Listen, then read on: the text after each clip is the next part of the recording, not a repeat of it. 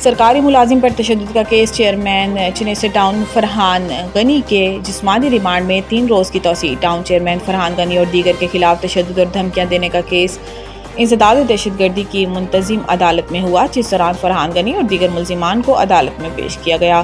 وقار Abbasi advocate نے ملزمان کی جانب سے وکالت نامہ جمع کرایا، جبکہ پروسیکیوشن کی جانب سے ملزمان کے جسمانی ریمانڈ میں توسیع کی استدعا کی گئی۔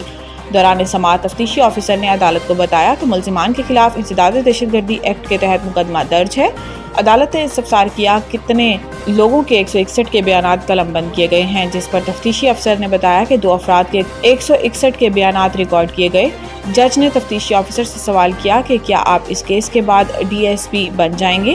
ایک جج نے بھی نمبر پلیٹ کی درخواست دی ہوئی ہے۔ لوگوں نے نمبر پلیٹ کے لیے درخواست اور پیسے بھی دیے لیکن ذلیل ہو رہے ہیں۔ تفتیشی آفیسر نے کہا کہ مدعی نے ابھی گواہ پیش نہیں کیے، جس پر جج نے تفتیشی آفیسر کی سرزنش کرتے ہوئے کہا کہ مدعی گواہ پیش نہیں کر رہا تو کیا تم اس کے ملازم ہو؟ عدالت نے ملزمان کے جسمانی ریمانڈ میں 3 دن کی توسیع کرتے ہوئے ملزمان کو 30 اگست کو دوبارہ پیش کرنے کا حکم دے دیا۔ اقوام متحدہ کا پاکستان کے سیلاب متاثرین کے لیے ہنگامی امداد کا اعلان۔ یہ اعلان یو این سیکریٹری جنرل کے ترجمان نے نیو یارک میں صحافیوں سے گفتگو کرتے ہوئے کیا۔ ترجمان کے مطابق پاکستان میں گزشتہ 10 روز کے دوران شدید بارشوں اور سیلاب کے باعث 400 سے زائد افراد جان کی بازی ہار چکے ہیں، جبکہ 190 سے زائد زخمی ہوئے۔ اقوام متحدہ نے خدشہ ظاہر کیا ہے کہ 20,000 سے زائد افراد بے گھر ہو چکے ہیں اور انہیں پناہ گاہوں، طبی امداد اور نقد معاونت کی ضرورت ہے۔ متاثرہ علاقوں میں پینے کے صاف پانی، حفظان صحت کے سامان اور بالخصوص خواتین اور بچیوں کے تحفظ کے لیے ہنگامی اقدامات نہایت ضروری ہیں۔ ترجمان نے مزید کہا کہ 26 جون سے جاری مونسون بارشوں اور سیلاب نے پاکستان میں بڑے پیمانے پر تباہی مچائی ہے اور صورتحال سنگین ہے۔ مقامی حکام کے مطابق مجموعی طور پر تباہ کن سیلاب اور لینڈ سلائیڈنگ کے باعث 798 افراد جاں بحق اور 1000 سے زائد افراد زخمی ہوئے ہیں، جن میں خواتین اور بچے بھی شامل ہیں۔ 1000 سے زائد افراد زخمی ہوئے ہیں، جن میں خواتین اور بچے بھی شامل۔ اقوام متحدہ نے عالمی برادری پر زور دیا کہ وہ پاکستان کے ساتھ یکجہتی کا مظاہرہ کرے اور سیلاب متاثرین کی مدد کے لیے آگے بڑھے۔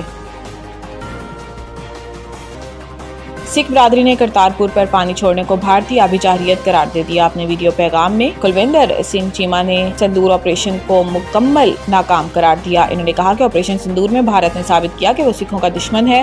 انہوں نے کہا کہ بھارتی فوج نے لاہور میں سکھوں کے مقدس مقام پر حملہ کیا۔ پاکستان آرمی کا شکریہ جس نے اس حملے کو مکمل ناکام بنایا۔ اس کے بعد بھارتی پنجاب میں سکھوں کے گرودواروں پر حملے کیا اور الزام پاکستان پر لگایا۔ ضروری نہیں حملے بموں اور گولیوں سے ہی کیے جائیں، اب بھارت آبی جارحیت کر رہا ہے۔ کلویندر سنگھ چیما کے مطابق آج گرو نانک کرتارپور میں بھارت نے آبی جارحیت کر کے بے حرمتی کی ہے۔ بھارتی آبی جارحیت کے باعث گرودوارے کے کمرے میں 5-5 فٹ پانی جمع ہو گیا۔ 1984 میں بھارتی آرمی نے دربار صاحب میں ٹینکوں اور توپوں سے حملہ کیا تھا۔ 1971 میں بھی کرتارپور میں ہی بھارتی فوج نے بم گرائے۔ ننکانہ صاحب ڈرون سے بھارت نے حملہ کیا۔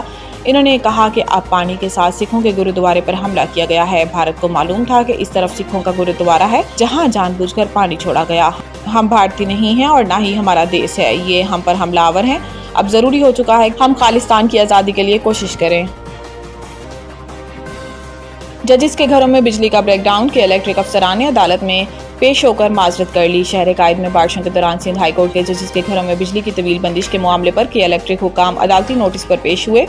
سندھ ہائی کورٹ کے نوٹس کے بعد کے الیکٹرک افسران نے پیش ہو کر بجلی کے بریک ڈاؤن پر معذرت کر لی۔ کے الیکٹرک حکام نے عدالت میں کہا کہ آئندہ بجلی کے بڑے بریک ڈاؤن اور فالٹ سے بچنے کے لیے حکمت عملی بنا لی ہے۔ علاقہ میں تعینات افسران کے رابطہ نمبر اور نام فراہم کر دیے گئے ہیں۔ کہ الیکٹرک افسران نے عدالت کو بتایا کہ کچھ افسران کے تبادلے ہو چکے ہیں اور کوتاہی میں ملوث افسران کے خلاف کارروائی ہوگی۔